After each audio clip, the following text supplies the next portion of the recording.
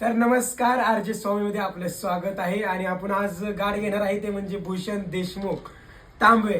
तर आपल्याला भूषण दादा आपल्याला काहीतरी आज मोटिवेशनल स्टोरी सांगणार आहेत, तरी आपण सर्वांनी ती ऐकायची आहे आणि त्याला प्रतिसाद द्यायचा आहे. तर भूषण दादा, स्टोरीचं नाव आहे तरुण पिढी. तरुण पिढी.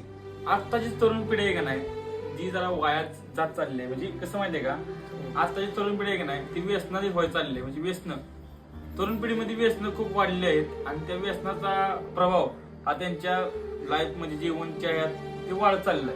म्हणजे तरुण पिढी कशी आहे माहितीये का, व्यसनाच्या आधीच जास्त चाललेली आहे आणि करिअरच्या बाबतीत ती जरा मागे चालली आहे. याचं कारण का, त्यांच्या लाईफ मध्ये होणाऱ्या गोष्टी, त्यांच्या लाईफ मध्ये होणाऱ्या काय काय अडचणी, घडामोडी, प्रेम प्रकरण, त्यांचे फॅमिली डिप्रेशन, या गोष्टी अशा आहेत की त्यांना म्हणजे विचार करण्याची क्षमता त्यांची कमी आहे आणि त्या गोष्टी जास्त होत चालल्या. त्यामुळे तरुण पिढी ही जरा मागे राहत चालली आहे. हे माझा मुद्दा आहे आजचा.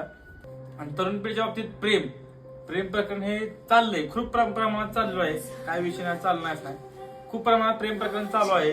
आणि प्रेम प्रकरणाचा अभाव असा चालू आहे की ज्याला खरं प्रेम पाहिजे त्याला ते भेटत नाही आणि ज्याला भेटते त्याला त्याची व्हॅल्यू नाही, असा आता प्रकार चालू आहे.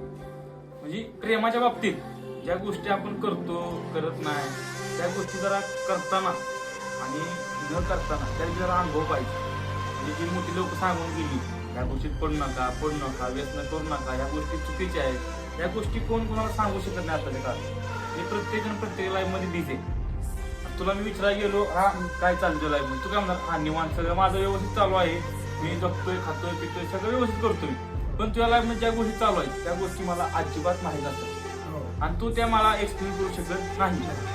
हा आताच्या पिढीतला चाललेला एक प्रकार आहे आणि तो प्रकार आपल्याला कोणालाही समजू शकत नाही.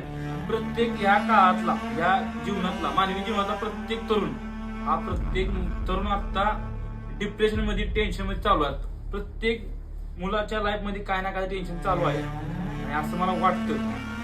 मला असं वाटतं की प्रत्येक मुलाने त्याच्या करिअर बद्दल, लाईफ बद्दल जरा सिरियस घ्यावं. लाईफ मध्ये मुलगी असावी, माझी इच्छा असावी, माझ्या लाईफ मध्ये एखादी मुलगी आहे आणि ती मुलगी माझ्यासाठी खूप लॉयल आहे आणि त्या मुलीसाठी मी काही करू शकतो आणि ती मुलगी ही माझ्यासाठी काही करू शकते, एवढं मला माझ्यावर आणि स्वतः माझ्या त्या मुलीवर माझा हा विश्वास आहे. अशी लाईफ मध्ये एखादी जीवनसाथी आपण निवडा आणि तिथनं पुढे आपली लाईफ स्ट्रगल चालू करा. एवढाच फक्त माझ्यासाठी, तुमच्या आज तरुण पिढीसाठी माझा फक्त एवढाच विचार. म्हणजे एक तुम्हाला सांगू इच्छितो की मी असं राहावं. तुम्ही उगाच 10 पोरींच्या तुम्ही मागं लागला, त्यातली एक पटली, ही केलं ती केलं, त्याला काही व्हॅल्यू नाही. तुमचा